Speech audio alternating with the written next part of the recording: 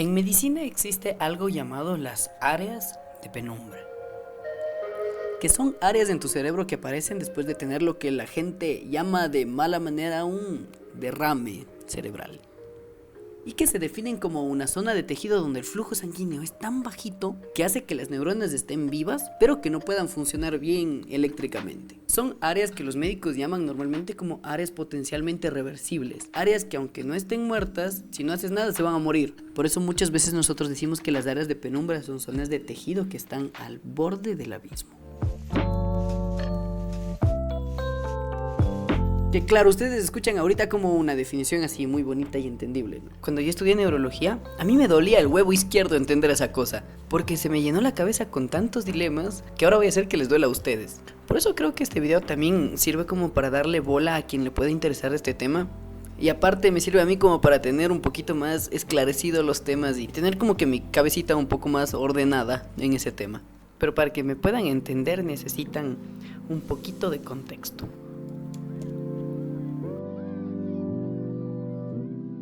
Lo que la gente erróneamente llama un derrame cerebral realmente se llama ECV. Eso significa enfermedad cerebrovascular o evento cerebrovascular. Y puede ser de dos tipos. Puede ser isquémico o puede ser hemorrágico. Van a encontrarse que en muchas bibliografías le llaman ACV, que significa accidente o ataque. Pero actualmente hay como una controversia entre qué término es el adecuado según qué cosa. Y aparte si yo uso accidente o ataque, a mí mi doc de neuro me va a colgar, así que SB para este video.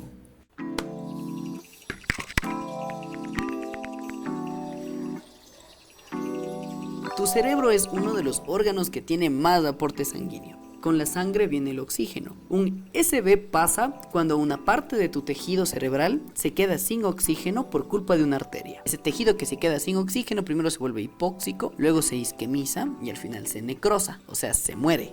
Isquémico es cuando, por ejemplo, un coágulo chiquito de repente viaja a una arteria en tu cerebro y tapa esa arteria. Entonces la sangre no llega al tejido y el tejido pues igual se vuelve hipóxico, se isquemiza y luego se necrosa. Un hemorrágico pasa cuando una arteria en tu cerebro se rompe y la sangre se riega. Pasa lo mismo. ¿Capichi entendido? Ya, fin del contexto. Esto va a la prueba. Chendo. Chendo significa como mentira, broma. Es una palabra cuencana en la ciudad de donde yo soy.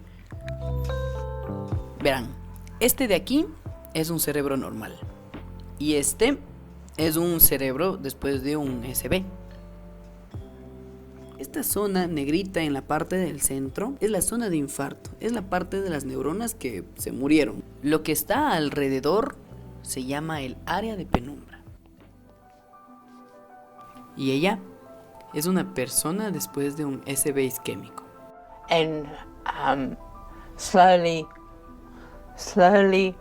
speak and sometimes laugh. Ella tiene algo que se llama afasia.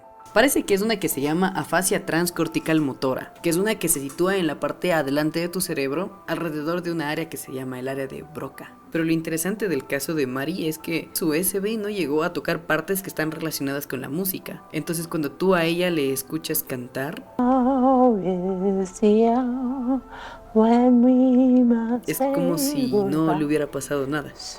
De esto vamos a hablar en este video. Pero antes, ¿quieren aprender cómo identificar un SB rápido? Sí, Pepa, ya, de una. Los médicos tenemos una escala que se llama la escala FAST, que es sencillita, esa pendejada son siglas. F significa face. Si vos ves que alguien de repente se desploma o está como confundido así de la nada, pídele que te sonría. Si a lo que te sonríe la mitad de su carita está como caída o como chueca, te vas a la siguiente. Arms, brazos. Pídele que te extienda los brazos. Si ves que uno de los bracitos como que se le cae, S. Speech. Speech significa habla. Si mientras vos estás hablando, de repente te das cuenta que la persona comienza a arrastrar las palabras como si estuviera borrachito, tiempo. Te vas así al hospital porque esa persona está teniendo un SB. Y que esa persona sobreviva o se quede sin secuelas depende de qué tan rápido le restablezcan el flujo sanguíneo a esa partecita del cerebro que se estaba quedando sin nada de sangre. Y ya ven, ya pueden decir que han aprendido algo en YouTube. Pero volvamos a las áreas de penumbra. Cuando yo estudié sobre las áreas de penumbra, lo que a mí me rompía la cabeza era pensar dónde están los límites, porque definir los límites de la penumbra isquémica se convierte en definir los límites entre lo que es la vida y la muerte de una célula.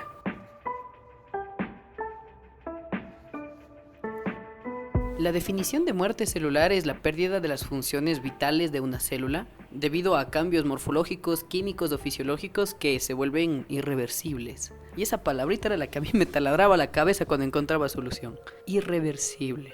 ¿Cuál es ese cambio irreversible que me hace a mí decir, ya no te voy a poder rescatar? ¿Cómo sé que esta célula hasta aquí está viva? Y al principio me parecía una pregunta boba, ¿no? Pero si te pones a pensar, nosotros definimos la muerte mucho después de que ya ocurre. O sea, vos sabes que un intestino está muerto cuando lo ves ya negro, necrosado, pero tú no ves el cambio entre la vida y la muerte de esas células. Y hay una teoría que dice que la lesión irreversible se establece cuando las mitocondrias se vuelven como incapaces de producir ATP. ¿Quieren saludar? Pero cuando te acercas a los límites de las áreas de penumbra, tú te encuentras con mitocondrias que están infuncionales, células con funciones vitales que están como abolidas, pero que no se definen como muertas porque luego cuando vos tratas de repente se recuperan y es como... ¿por qué? Y específicamente en las áreas de penumbra tienes un montón de teorías, pero entras en un mundo fascinante que es el mundo de los mecanismos de muerte celular. Acabo de armarme un set así bien chafa, así que no se me burlen. Hay muchas rutas de muerte celular. Las más conocidas son dos. Tienes la apoptosis y tienes la necrosis. Chucha, no se ve nada. La apoptosis es la muerte celular programada. Es la que llaman la muerte fisiológica. Es la que pasa, por ejemplo, cuando te estás formando en la panza de tu mami y tienes tus dedos todos como que juntos. Tu cerebro como que manda a las células que están entre tus dedos a que se mueran para que vos puedas separarles. Es la que pasa también en el cáncer. Que el cáncer no es nada más que una célula que está dañada genéticamente, que de repente se comenzó a multiplicar un montón y comenzó a crecer. Y es que nosotros constantemente estamos generando células cancerígenas. Lo que evita que esos cánceres se desarrollen es la apoptosis. Porque cuando una célula que está dañada se detecta por el sistema, lo que hace tu sistema es que dice, ok, vos que estás dañado, a la apoptosis, sáquese la chinga. Y se muere. Por eso, por ejemplo, te dicen que la inflamación es el gran alimentador del cáncer, porque con la inflamación viene la cicatrización. Y cuando vos tienes algún tejido que está inflamado, la inflamación lo que va a hacer es que constantemente va a estar generando nuevas células que están ahí tratando de cicatrizarte. Y entre tanta división de células, de repente va a haber unita con un material genético dañado que se le va a escapar al sistema. Comienza a desarrollar un cáncer.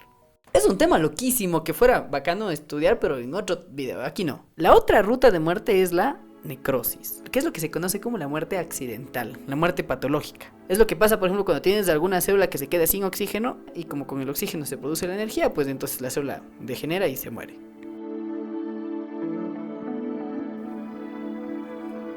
Claro, y la huevada es que cuando vos coges un microscopio y te vas a ver las áreas de penumbra, tu cabeza lo lógico dice, están con necrosis porque está sin sangre y está sin oxígeno. Pero no, de repente vos ahí te encuentras que hay hallazgos histológicos de apoptosis. Y te quedas como, ¿por qué?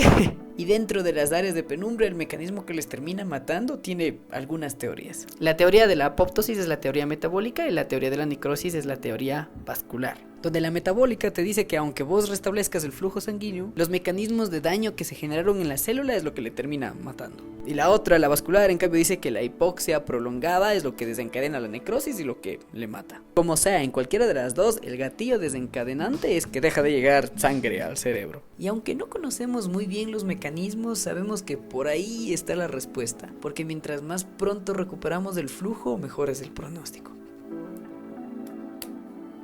Y claro, es una pendejada, ¿no? Porque luego, según eso, tú escoges un tratamiento. Porque si piensas que es vascular, dices, ya, entonces yo te revascularizo y vos viva la pepa. Y si piensas que es metabólico, te revascularizo, te doy neuroprotección y viva la pepa. Y en la práctica realmente tú usas las dos, dependiendo de en qué casos. Pero hay personas en las que a pesar de hacer todo eso, esas áreas nunca se recuperan. Y luego tienes pacientes en los que en cambio dices como que no, ese de aquí es imposible. Y el flaco en 1 o 2 días se levanta y se va. Y es como... Y es el goce, ¿no? Porque para colmo esto es aplicado a una unidad chiquita, a una célula viva. Pero tú tratas de aplicar las mismas interrogantes a una vida humana. ¿En qué momento específico esa persona da ese cambio y pasa a estar muerta? ¿En qué momento se le escapa la vida? Los romanos decían que la vida se escapa con el último aliento que da una persona antes de morir.